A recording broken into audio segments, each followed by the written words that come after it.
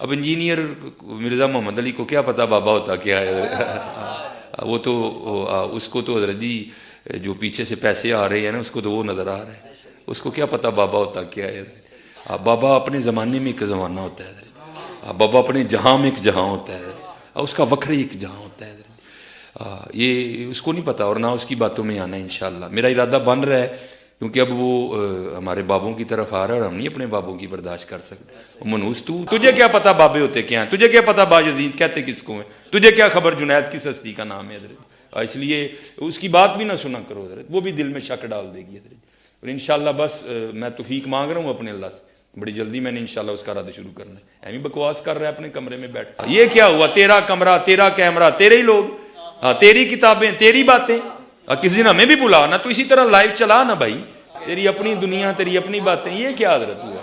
اس لیے میرے دوستو آپ بھی تھوڑا آپ بھی دیکھو نا حضرت، وہ کیا بھائی، اگر وہ اتنا ہی حق پہ ہے تو کیوں ڈرتا ہے؟ ہم نہیں گنے لے کے جائیں گے اور ہمیں گن کی لوڑ ہی نہیں، ہم تو درود والے ہیں حضرت، ہم نہیں برود والے حضرت، ہمارا درود ہی ہمارا برود ہے حضرت، ہمیں نہیں لوڑ کوئی بھی حضرت جی، ہاں بلائے نا حضرت، اگر وہ اتنا ہی سچا ہے۔ اگر اصل میں لوگوں کا بھی تھوڑا مزاج بن گیا ہے کہ باطل کو جلدی تسلیم کر لیتے ہیں حضرت، اب بات اتنی جلدی نہیں ہے حضرت جی، اگر چلو 100 نکال دیا تو کیا 1300 سالوں سے دنیا باطل پہ تھی، آج تو حق والا جم پڑا ہے، تجھے کیا نظر آ گیا الو کے پٹھے؟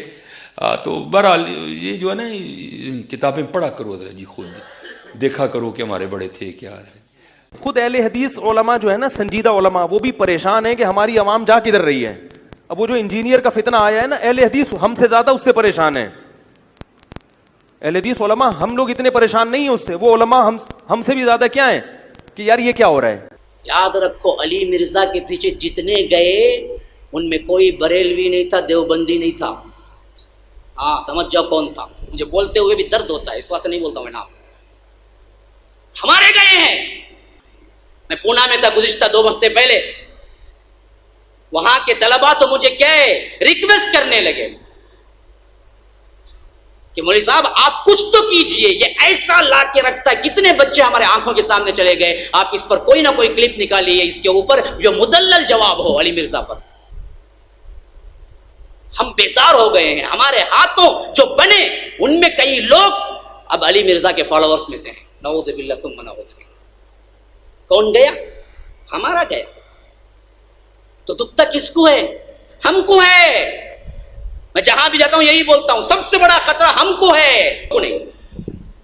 پھنستا سکون، یہ قرآن حدیث بولتا نا، یہ اہل الحدیث فرقیت پھنستا۔ کیسا پھنستا؟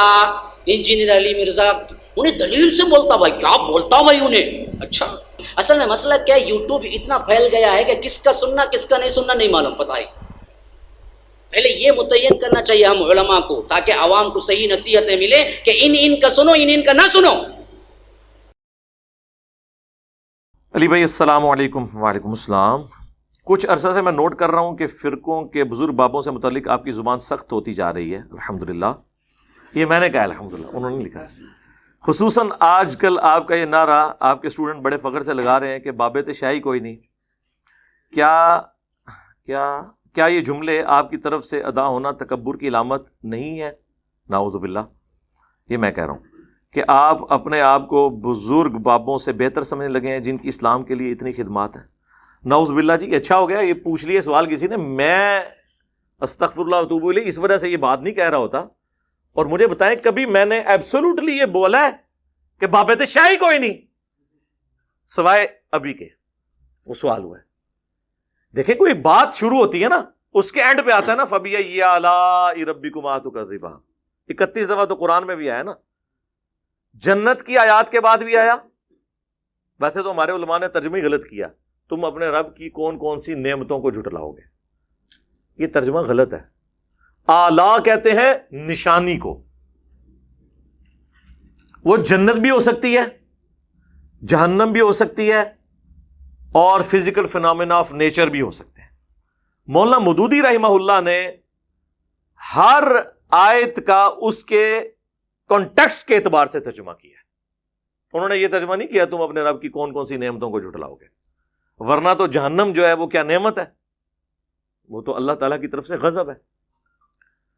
تو اسی طریقے سے میں کوئی آیت بیان کرتا ہوں، کوئی حدیث بیان کرتا ہوں، اس کے اینڈ پہ کنکلوڈ کرتے ہوئے، آپ کے دماغ میں ڈرل کرتے ہوئے، کمپیریزن کرواتے ہوئے ایک جملہ بولتا ہوں کہ جب قرآن و سنت یہ کہہ رہا ہے، قرآن و سنت کی روشنی میں نبی صلی اللہ علیہ وآلہ وسلم کا سٹیٹس یہ ہے، صحابہ کرام کا سٹیٹس یہ ہے، اور آپ اپنے بزرگ بابوں کے بارے میں ان سے اونچا سٹیٹس کلیم کر رہے ہیں، اس کو میں کمپیریزن کرواتے ہوئے اینڈ پہ کہتا ہوں کہ اگر اللہ کے محبوب صلی اللہ علیہ وآلہ وسلم، صحابہ کرام علیہم رضوان وہ اس لیول پہ ہیں، تو بابوں کا جو لیول آپ نے کلیم کیا ہے وہ تو ان کے مقابلے میں شاہی کوئی نہیں ہے۔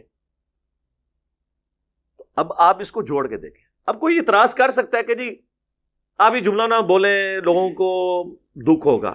لوگوں کو تو کسی چیز سے بھی دکھ ہو سکتا ہے۔ ایک عیسائی کو آپ اگر کہہ دیں کہ سورۃ المائدہ کی آیت نمبر 17 ہے، لقد کفر الذین قالوا ان اللہ هو المسیح ابن مریم، بے شک وہ لوگ کفر کر رہے ہیں جو کہہ رہے ہیں کہ عیسیٰ ابن مریم ہی اللہ ہے، اور ساتھ کتنے سخت الفاظ ہیں۔ وہ تو عیسائی تو کہے گا نا کہ جی میں تو اسے حضرت عیسیٰ کی توہین شمار کروں گا۔ اللہ تعالیٰ فرماتا ہے قل، اس کے جواب میں ان سے فرماؤ، فَمَن يَمْلِكُ مِنَ اللَّهِ شَيْئًا، اللہ کا کوئی کیا بگاڑ سکتا ہے، اللہ کے مقابلے پہ کون اتنی طاقت رکھتا ہے، ان اراد ان یہلک المسیح ابن مریم، اگر اللہ ہلاک کر دے عیسیٰ ابن مریم کو، وَأُمَّهُ، اور اس کی ماں کو، اولو العزم پیغمبر اور اس کی ماں اولیاء کی سردار، کوئی ولی بھی نہیں ان کو پہنچ سکتا، ایک نبی کی وہ والدہ ہیں، وَمَن فِي الْأَرْضِ جَمِيعًا، اور زمین میں جتنے بھی ہیں، یعنی سارے بابے بھی ہو گئے نا، سارے کور ہو گئے، تو اللہ کا کوئی کیا بگاڑ لے گا؟ یعنی جو اللہ ان کو موت دے سکتا ہے، ان کے مقابلے میں آپ اللہ تعالیٰ کو ان کے ساتھ لا کے کھڑا کر رہے ہو، ان کو تو موت آ جانی ہے۔ اب کوئی عیسائی سنے گا وہ تو کہے گا یار اس میں تو حضرت عیسیٰ کی تنقیص ہو رہی ہے، یہ تو بڑی بدتمیزی سے گفتگو ہو رہی ہے، تو یہ گفتگو کون کر رہا ہے؟ اللہ۔ اور کس لیے کر رہا ہے؟ لوگوں کو کہنے کے لیے، اے نبی تم فرما دو، عیسائیوں کے کانسیپٹ کو کلیئر کرو۔ وہی مولانا اسحاق صاحب والی بات ہے کہ جب توحید بیان ہوگی تو آپ کے زوم میں آٹومیٹکلی انبیاء کی توہین ہو جائے گی۔ عاشق عیسیٰ جو ہے وہ تو برگشتہ ہو جائے گا نا، کیونکہ عاشق عیسیٰ جو ہے وہ عیسیٰ ابن مریم کو اللہ کا بیٹا یا اللہ کلیم کرتا ہے، کیتھولک اور پروٹیسٹنٹ۔ تو جب کوئی عاشق محمد صلی اللہ علیہ وآلہ وسلم کسی عاشق عیسیٰ کو سمجھائے گا تو وہ تو آگے سے ناراض ہو جائے گا نا قرآن کی آیت سن کے، تو اس کی وجہ سے آپ بیان کرنا چھوڑ دیں گے یا آپ اپنا عقیدہ اس کے مطابق کر لیں گے۔ اور یہ عشق کے بھی نام پہ جو مرضی انہوں نے کیا ہوا ہے، تو میں ان کو پھر پھکی دیتا ہوں کہ یار یہ اکثر وہ بلکہ وہ کر بھی رہے ہوتے ہیں بعض اوقات ان کے مبلغین کہ یار دیکھو تم سے تو عیسائی بہتر ہیں، وہ تو اپنے نبی کے بارے میں یہ نہیں کہتے ہیں کہ نبی علیہ السلام ہمارے جو پیغمبر تھے ان کو غیب کا علم نہیں تھا۔ مسلمان بھی نہیں کہتے، مسلمان صرف یہ کہتے ہیں آپ کو خدا کے لیے خود نہیں غیب جانتے تھے، اللہ کے بتانے پہ ہوتا تھا، اور جب بتاتا تھا جتنا بتاتا تھا، ما کان و ما یکون، یعنی جو کچھ ہو چکا اور جو کچھ ہونے والا ہے، جو اعلیٰ حضرت نے ترجمہ کر دیا سورۃ الرحمن کے سٹارٹ میں، یہ نہیں تھا، تو اس کو آپ توہین کو شمار کرتے ہیں۔ تو پھر میں ان کو یہ پھکی دیتا ہوں کہ پھر اس کا مطلب ہے کہ عیسائی تو عشق رسول میں تم سے بھی آگے نکل گئے، انہوں نے کم از کم خدا تو بنایا ہے نا، یا خدا کا بیٹا تو بنایا ہے، تم بھی بناؤ۔ عشق رسول میں تو عیسائی مسلمانوں سے اوپر چلے گئے، لیکن ہم نہیں حرکت کر سکتے۔ ابو داؤد میں ابن ماجہ میں حدیث ہے، ایک صحابی نے حضور کو سجدہ کیا، آپ نے فرمایا سر اٹھا یہ کیا کر رہا ہے؟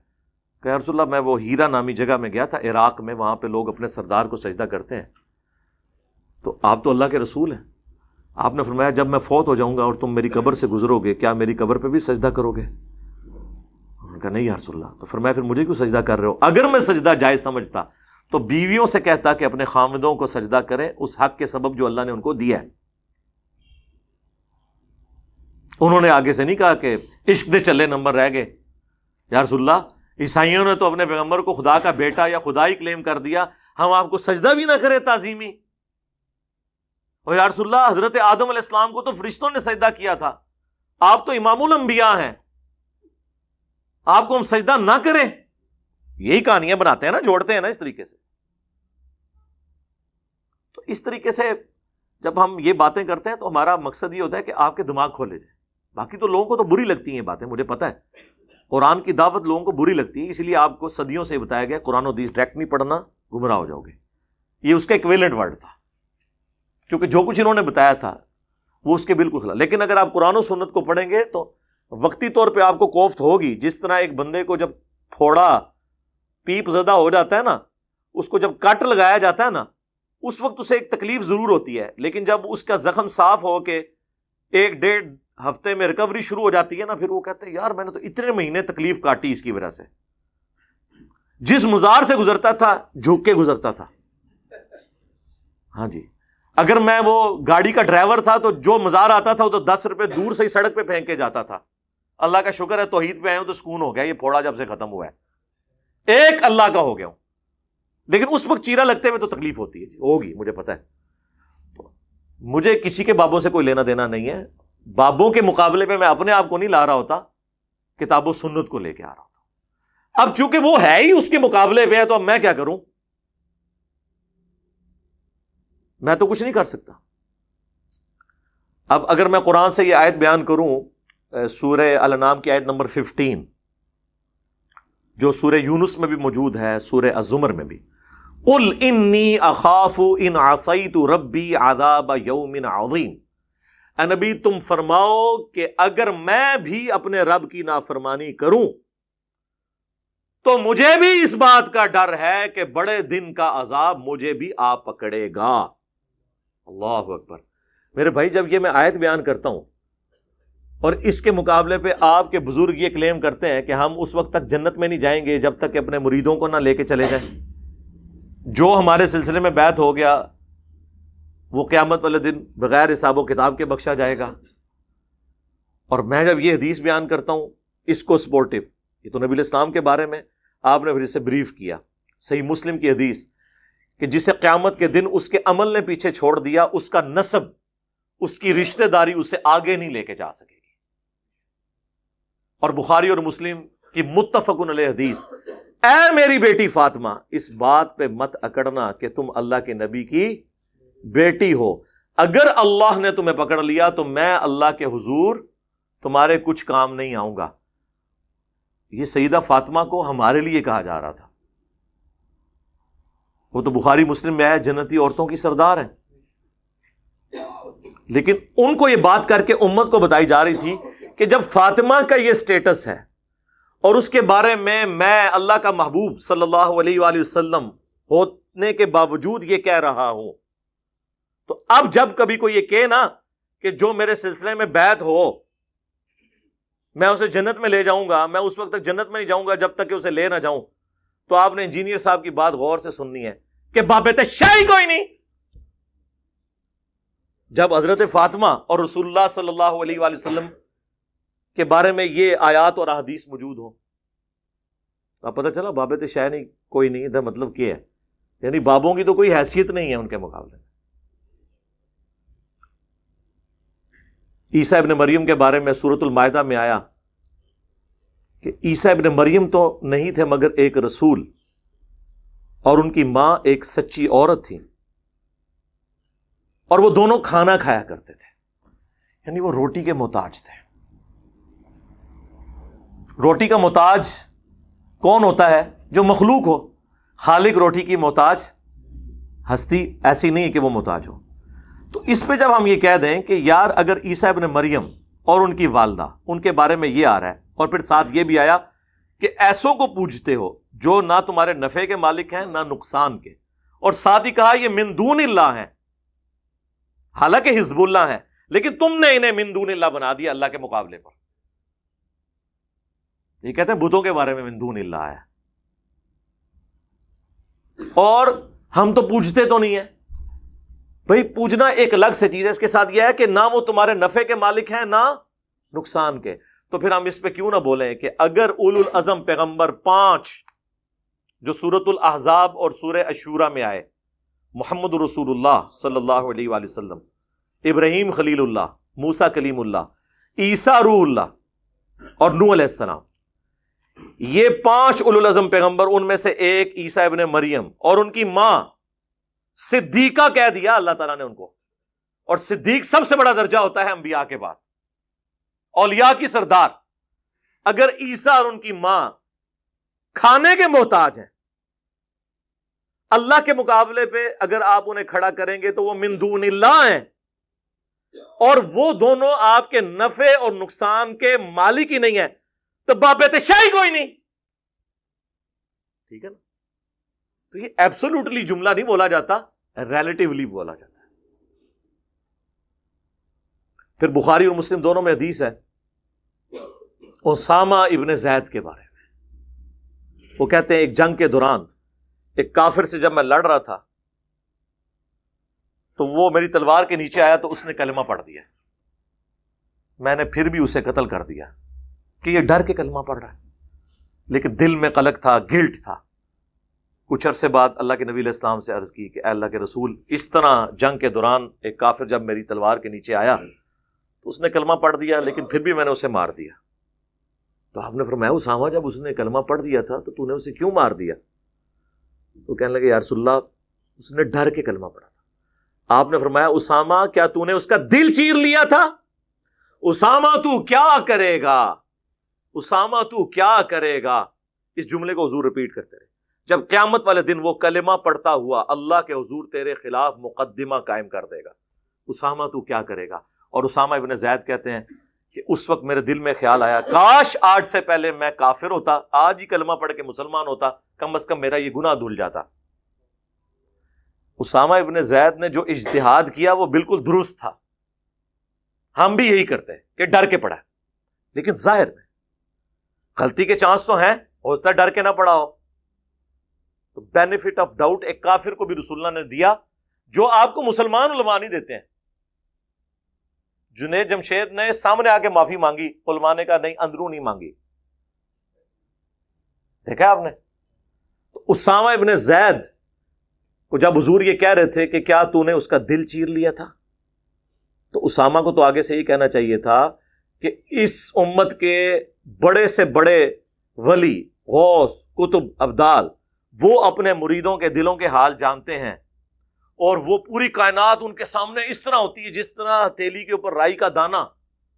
تو میں تو اولیاء اللہ کا سردار ہوں، اور میرے بارے میں آنے والے لوگ کہانیاں بھی کرائیں گے کہ کوئی ادنا صحابی بھی ہو، اسامہ تو بہت اعلیٰ صحابی ہے، ادنا صحابی بھی ہو، اس کے گھوڑے کے قدموں کی خاک گھوڑے کے نتھروں میں جو جا کے لگتی ہے، اس کو بھی کوئی غوث، کتب، ابدال نہیں پہنچ سکتا۔ تو یا رسول اللہ، جب غوث، کتب اور ابدال دل کا حال جان لیتے ہیں تو یا رسول اللہ میں نے واقعی دل چیر لیا تھا، اور مجھے پتا چل گیا تھا کہ اس کے دل میں کیا ہے، یہ کہا انہوں نے۔ تو پھر میں یہ اگر عرض کروں کہ اگر اسامہ ابن زید کسی کے دل کا حال نہیں جانتے تو بابت شاہی کوئی نہیں۔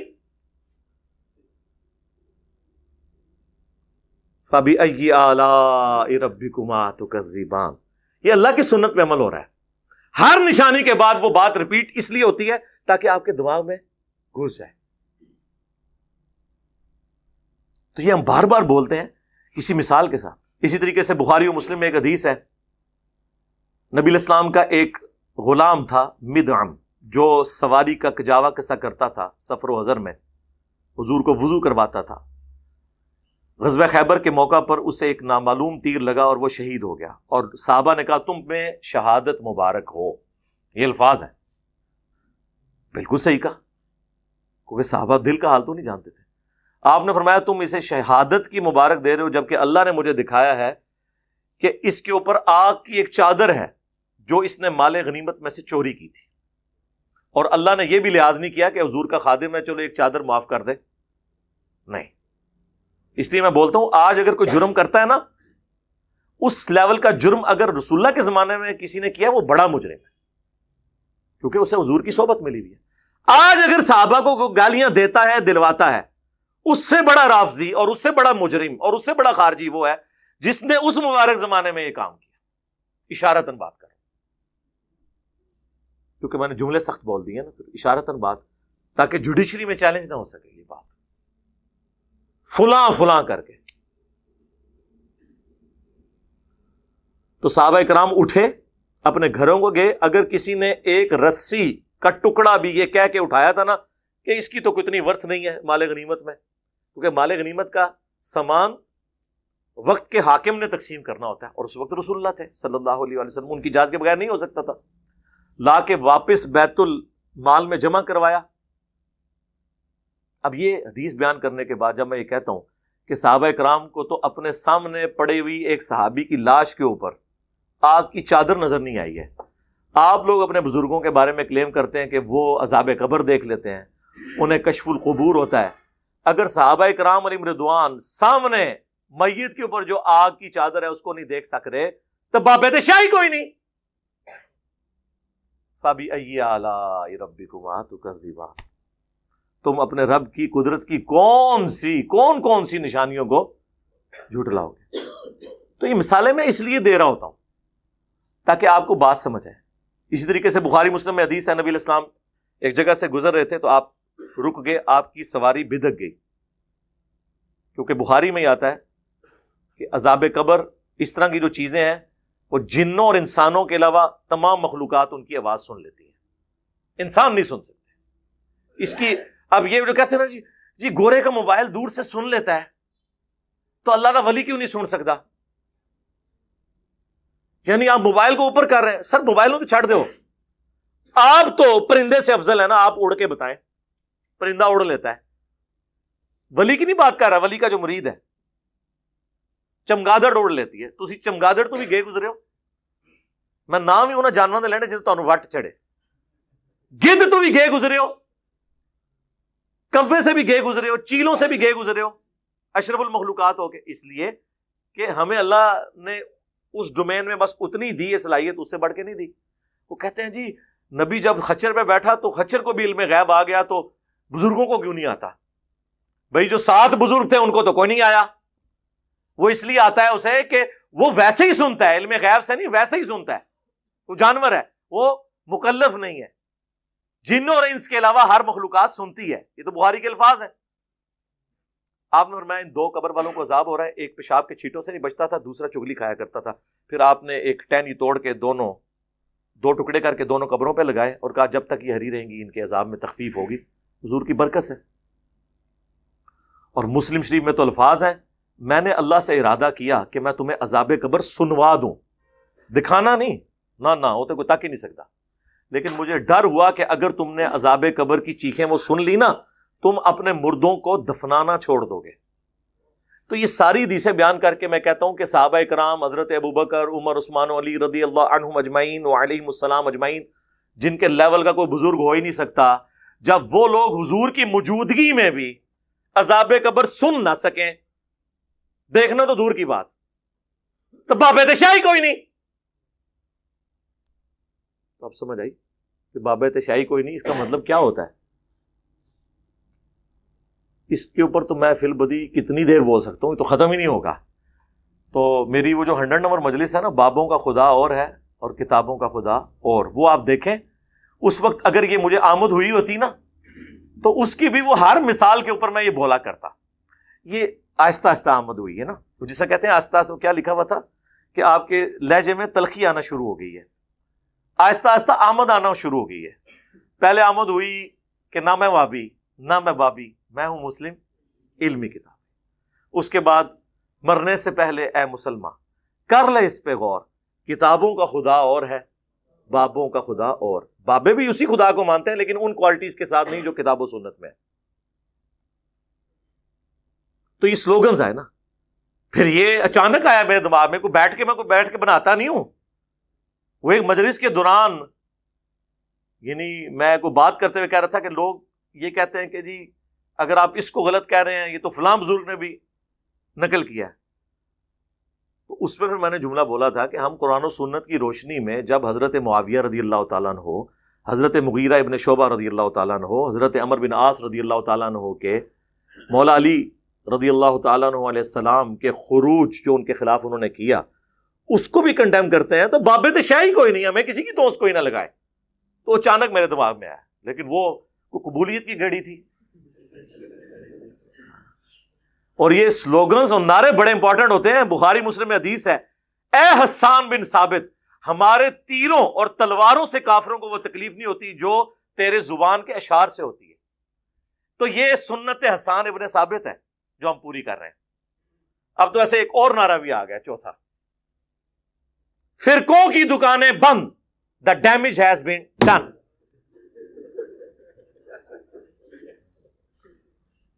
پتہ نہیں اور کیڑے کیڑے آون گے. بال یہ میں نے کلیئر کیا. باقی یہ جو لکھا نا اس میں کہ جی بزرگوں کی اتنی خدمات ہے, میرے بھائی بخاری اور مسلم دونوں میں حدیث ہے کہ اللہ چاہے تو فاسق سے بھی دین کا کام لے سکتا ہے. اور وہ پوری حدیث یہ تھی کہ ایک شخص نے کتنے کافر مارے اور حضور نے فرمایا یہ جہنمی ہے. صحابہ کہتے ہیں قریب ہے کہ ہمارے دل میں وسوسہ آتا کہ حضور کی بات کہیں جھوٹی نہ ہو. تو میں اس کے پیچھے ہو گیا. اینڈ پہ میں نے دیکھا جب وہ زخموں کی تاب نہ لا سکا تو اس نے زمین میں تلوار یوں کھڑی کر کے اپنے آپ کو اس پہ گرا کر خودکشی کر لی. تو انہوں نے کہا صدق رسول اللہ نے سچ کہا تھا. تو آپ نے فرمایا بلال اٹھو اور اعلان کر دو کہ آخرت کا دار و مدار خاتمے کے اوپر ہے, اور بعض اوقات اللہ کسی فاسق سے بھی دین کا کام لے لیتا ہے. یعنی وہ جو جنگ میں مسلمانوں کو اس نے سپورٹ کیا تو وہ فسق کے طور پہ تھا. اور یہ حدیث کا آخری حصہ یہ ایک دوسرے کے بزرگوں کے بارے میں کوٹ کرتے ہیں. آپ بریلویوں سے کہنا کہ دیوبندیوں نے اتنی عربی کتابوں کے اردو میں ترجمے کیے ہیں تو پھر اللہ ہی ان سے کام لے رہا ہے. وہ کہتے ہیں اللہ تو فاسق سے بھی دین کا کام لے سکتا ہے. اور دیوبندیوں سے آپ کہیں گے جی اعلیٰ حضرت نے یہ خدمات کی ہیں فقہ حنفی کے فتاوی رضویہ میں اتنے انسالوڈ ایشوز کو ریزالو کیا. وہ کہتے ہیں اللہ تعالیٰ فاسق سے بھی دین کا کام لے سکتا ہے. تو ہم کہتے ہیں دونوں ہی ٹھیک کہہ رہے ہو. تو پھر ہمیں دھونس کس چیز کی؟ فاسق یا کافر سے بھی کام لے سکتا ہے. یہ جو پرنٹنگ پریس جس پہ یہ قرآن اور یہ بخاری مسلم پرنٹ ہوئے ہیں یہ کس رحمہ اللہ تعالی نے بنایا تھا؟ کس رحمت اللہ علیہ نے یہ گھڑی بنائی تھی جس کو دیکھ کے آپ مسجد میں اپنی ٹائمنگ سیٹ کرتے ہیں؟ کچھ بھی نہیں. یہ صرف ٹرینیں روک سکتے ہیں, ٹرین بنا نہیں سکتے. بنا نہیں سکتے, روک سکتے ہیں. کس رحمت اللہ علیہ نے زمین سے تیل جو ہے وہ دریافت کیا تھا؟ تو یہ باتیں کرنا چھوڑ دیں. خدمات سب کی ہیں, وہ اللہ تعالیٰ کسی سے بھی کام لے. ورنہ تو گورے کے پرنٹنگ پریس سب سے بڑا یہ کنٹریبیوشن ہے. ورنہ حضور کے زمانے میں تو چند لوگوں کے پاس مصحف ہوتے تھے, زبانی وہ قرآن یاد رکھتے تھے. تو پھر گورے کو پھر آپ کریڈٹ دیں, کہیں گے نہیں اس کی وجہ سے اس کے عقیدے تو صحیح نہیں ہو جائیں گے. تو آپ کے بھی بزرگوں کے بخاری مسلم ٹرانسفر کرنے کی وجہ سے عقیدے تو ٹھیک نہیں ہو جائیں گے اگر وہ بخاری مسلم کے خلاف ہیں, کہ ہو جائیں گے. اور بزرگ بھی آپ یہ دھوکہ دینا بند کریں. 1400 سال سے کوئی بزرگ نہیں گزرا. 1400 سال کی تو ہم بات ہی نہیں کر رہے, ہم تو بیچ والے 1000 سال کی بات کر رہے ہوتے ہیں. ہم تو ہر بات قرآن و سنت سے پیش کرتے ہیں, بخاری مسلم سے پیش کرتے ہیں. تو انہی بزرگوں سے پیش کر رہے ہیں نا, ان بزرگوں کو مان رہے ہیں تو ان سے پیش کر رہے ہیں نا. تو یہ پرانے بزرگوں کے ہم خلاف نہیں ہیں, درمیانے بزرگوں کے خلاف ہیں. پرانے جو ہیں صحابہ تابعین تبع تابعین پہلے 300 سال کے, ان کو تو ہم اپنا امام مانتے ہیں, اور اس لیول تک کہ ہم نے ان کو سامنے سجایا ہوا ہے ان کی کتابوں کو, ان کی خدمات کو. تو یہ دھوکہ دینا بھی بند کریں. صرف لوگوں کو جو ہے وہ ایک ایکسپلائٹ کرنے کے لیے, ان کے جذبات کو ابھارنے کے لیے اس طرح کے جملے بول دیتے ہیں کہ بزرگوں کو نہیں مانتا, ان کی توہین کرتا ہے. چلے ہم پھکی دیتے ہیں, پرانوں کو تو چھوڑ دیں. اس ماڈرن ایج میں ڈاکٹر ذاکر نائک حافظہ اللہ تعالی نے سینکڑوں ہندوؤں کو کلمہ پڑھایا آن کیمرہ. اس کی پاداش میں انہیں غریب الوطنی کی زندگی گزارنی پڑ رہی ہے, حضرت ابراہیم علیہ السلام کی سنت پہ عمل کرتے ہوئے. تو کیا اس پورے سینیریو کو دیکھ کے بریلوی, دیوبندی اور اہل حدیث, چلے اہل حدیث تو پھر بھی اس کو کچھ مانتے ہیں, بریلوی اور دیوبندیوں نے کیا ڈاکٹر ذاکر نائک کو ولی اللہ مان لیا؟ آپ ان سے کہ اتنے ہندوؤں کو کلمہ پڑھایا, وہ کہیں گے یار پڑھایا تو کیا ہوا, عقیدے تو درست نہیں ہے. سر یہی ہمارا نظریہ آپ کے بزرگوں کے بارے میں بھی ہے کہ پڑھایا تو کیا ہوا. تو آپ خود مانتے ہیں کہ عقیدہ پہلے صحیح ہونا چاہیے. تو آپ کے بزرگوں کے عقائد و نظریات تو قرآن و سنت کے خلاف ہیں. چشتی رسول اللہ, ہاں یہ ہماری مجبوری تھی میرے بھائی. آپ تو قرآن حدیث کو مانتے ہی نہیں تھے. ہم نے کہا ٹھیک ہے, کیوں نہیں مانتے؟ وہ کہتے تھے قرآن حدیث میں تو یہ لکھا ہے, لیکن وہ فلاں جو بزرگ ہیں وہ تو یوں لکھتے ہیں, تو انہوں نے قرآن حدیث نہیں پڑھا ہوا تھا. اب ان کو کون بتایا کہ ان بیچاروں نے کہاں قرآن حدیث پڑھا ہوا تھا, لیکن یہ کون کہہ سکتا ہے ان کو؟ تو اس کا پھر بہتر حال یہ ہے, آکاش بیل جب کسی درخت پہ لگ جائے نا, آپ کو پتا ہے وہ اس درخت کی خوراک چوستی رہتی ہے, الٹیمیٹلی ایک دفعہ درخت پھر وہ نیچے گر پڑتا ہے. اگر آپ اس درخت کی افزائش چاہتے ہیں نا تو آکاش بیل کو کاٹتے ہیں. ان کے بزرگ یہ آکاش بیل تھے جو قرآن و سنت سمجھ نہیں لگنے دیتے تھے. ہم نے کہا ٹھیک ہے, پہلے کینچی تو ادھر پھیرتے ہیں نا, یہ کہتے ہیں آمین کو قرآن پیش کرتے ہیں، حدیث پیش کرتے ہیں، یہ کہتے ہیں نہیں جی بخاری مسلم میں تو یہ لکھا ہے، قرآن میں یہ لکھا ہے، لیکن بزرگ تو یہ کہتے ہیں. آپ ہمیں لاکھ کہتے رہے ایاک نعبد و ایاک نستعین، ہم کہیں گے سن فریاد پیران دیا پیرا، میری فریاد سنی کن تھر کے ہو. میں کہا پھر ٹھہر ہو ہاں تیرا کر لینے کہ تواڈے اتنے بڑے بزرگ، ہم نہیں کہتے انہوں نے کیا ہوگا لیکن ان کی طرف منسوب ہے، ہشت بہشت آپ نے چھاپی ہے. معین الدین چشتی اجمیری المتوفا 633 ہجری، انہوں نے تو اپنے مرید سے کلمہ پڑھوایا ہے چشتی رسول اللہ. ویسے اب انہوں نے کتاب سے نکال دیا لیکن وہ صرف ایک پبلیکیشن والے نے نکالا ہے، اور اس کے ساتھ لکھے بھی کہ انجینئر صاحب کے اس مقدمے کو بار بار ہائی لائٹ کرنے کی وجہ سے ہم نے رجوع کیا ہے. یعنی 1000 سال میں کوئی بزرگ ایسا پیدا نہیں ہوا تھا جو ہمارے بزرگوں کے کارنامے میں بتاتا. مانتے نا؟ چلیں خیر ہے، ہم نے تو اجر اللہ سے لینا ہے، میں ایک تفنن کے طور پہ بات کروں. تو وہ چشتی رسول اللہ نکلا. ویسے آپ کسی بریلوی سے پوچھے ہو کہ جی وہ اشرف علی تھانوی نے اپنے نام کے کلمے کو انڈورس کیا تھا، اشرف علی تھانوی رسول اللہ اور اللہم صلی علی سیدنا و نبینا اشرف علی، نعوذ باللہ. وہ کہتے ہیں جی وہ جی خواب میں پڑھا ہے. خواب میں کہاں ہے میرے بھائی؟ خواب کے بعد وہ مرید کہہ رہا ہے میں بیداری میں بھی پڑھ رہا ہوں. وہ کہتے ہیں دیکھیں جی وہ کہہ رہا ہے نا میں بے اختیار ہوں. یار ہم نے بابی کو تو کبھی کہا ہی نہیں ہے، ہم کہتے ہیں بابے نے غلط کیا. جب ایک مرید اپنے پیر کو لکھ رہا ہے کہ میں خواب میں بھی اور اٹھ کے بھی پڑھ رہا ہوں اشرف علی رسول اللہ اور اللہم صلی علی سیدنا و نبینا اشرف علی، تو پیر کا کام تھا وہ کہتا کہ تیرے اوپر شیطان کا غلبہ ہو گیا ہے، اللہ سے توبہ کر، یہ کیا کفریات بک رہا ہے تو، شیطانی خواب ہے. لیکن پیر صاحب کیا کہہ رہے ہیں؟ اس واقعے میں تسلی تھی. اچھا پیر نو بھی ویسے وہ بھی مجھ سے مزاج سی، انہیں خواب نہیں لکھیا، اس واقعے میں تسلی تھی. اسے بھی پتا تھا خواب میں بھی پڑھ رہا ہے بیداری میں بھی، کہ جس کی طرف تم رجوع لاتے ہو، یعنی اشرف علی تھانوی صاحب نے اپنے بات، وہ بعون ہی تعالی متبع سنت ہے، اللہ کی مدد سے وہ چونکہ سنت کے اوپر ہے لہٰذا اس لیے تم نے اس کے نام کا کلمہ پڑھا ہے. ہم بابی کو تو کچھ کہہ نہیں رہے، بابے کو کہہ رہے ہیں. اب کون مانے؟ کہتے ہیں بزرگوں کی خدمات ہے. جی یہ خدمات ہے، اس پہ تو میں یعنی کتنا رونا رہوں، اس کا تو کوئی اینڈ نہیں ہے. تو یہ جو بات شروع ہوئی تھی اس سے کہ وہ جو سوال میں تھا کہ بابت شاہی کوئی نہیں، یعنی بابوں کی کوئی حیثیت نہیں ہے، تو یہ میرے مقابلے پہ نہیں ہے، قرآن و سنت کے مقابلے. تو آپ بھی تو کہہ رہے ہوتے ہیں کہ بڑے سے بڑا غوث کتب ابدال، وہ ایک صحابی کے گھوڑے کے قدموں کی خاک جو اس کی ناک میں بیٹھے اس کے برابر نہیں ہے. تو آپ بھی تو کہہ رہے ہیں نا بابت شاہی کوئی نہیں. اس صحابی کے قدموں کی خاک نہیں، اس کے گھوڑے کے قدموں کی خاک. خود تو بڑے فخریہ یہ جملہ بولتے ہیں کہ بابت شاہی کوئی نہیں، یعنی لیکن اس جملے سے نہیں بول رہے ہوتے نا، آپ بتا تو یہی رہے ہوتے ہیں نا. اس کو ہم نے زبان دے دی ہے، تو وہ زبان دی ہے تو ظاہر ہے وہ چکے آپ پتہ سلوگنز تو پھر ہٹ کرتے ہیں. آپ تو چھوٹے چھوٹے بچے کہتے ہیں کہ بابت شاہی کوئی نہیں.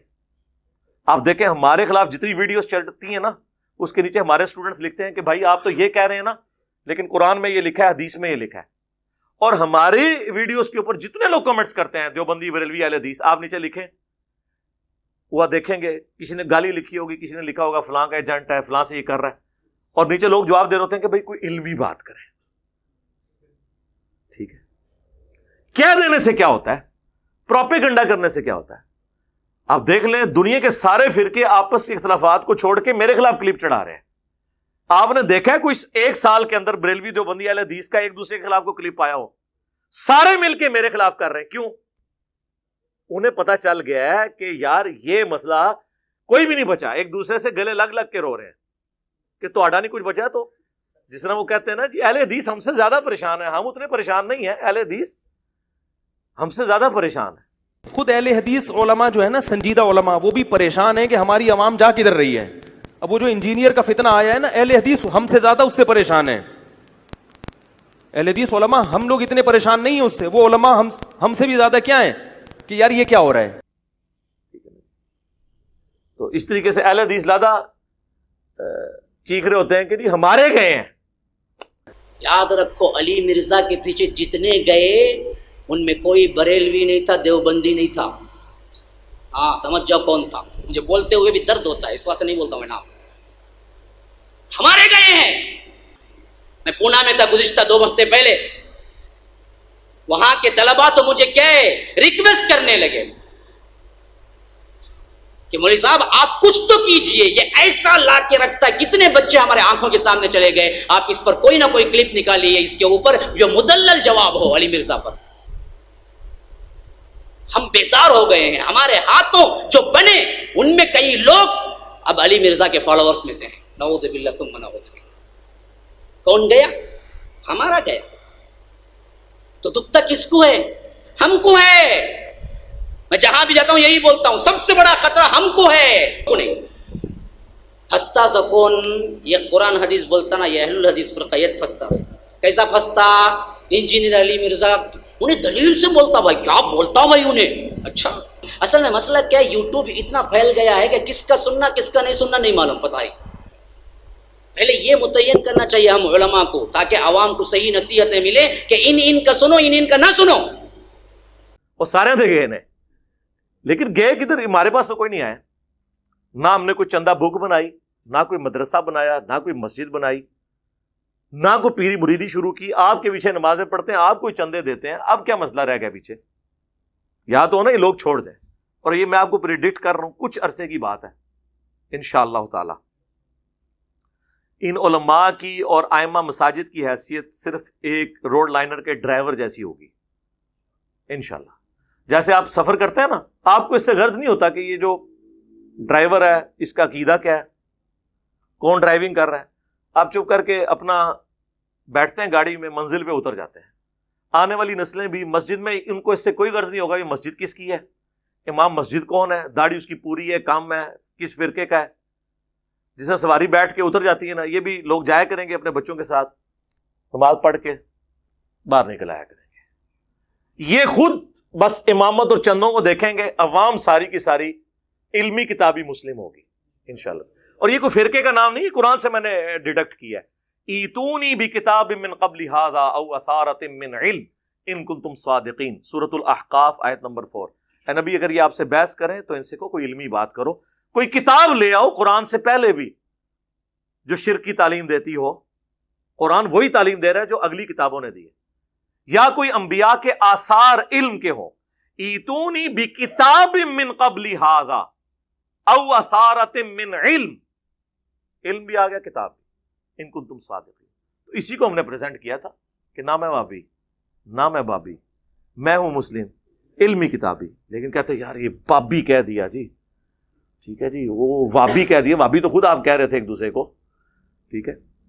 پھر میں نے سافٹ کیا نعرے کو کہ مرنے سے پہلے اے مسلمان، کہتے ہیں پیار سے میٹھی میٹھی باتیں، تو میں نے یہ التجا ہے نا کہ مرنے سے پہلے اے مسلمان کر لے اس پہ غور، کتابوں کا خدا اور ہے، بابوں کا خدا اور۔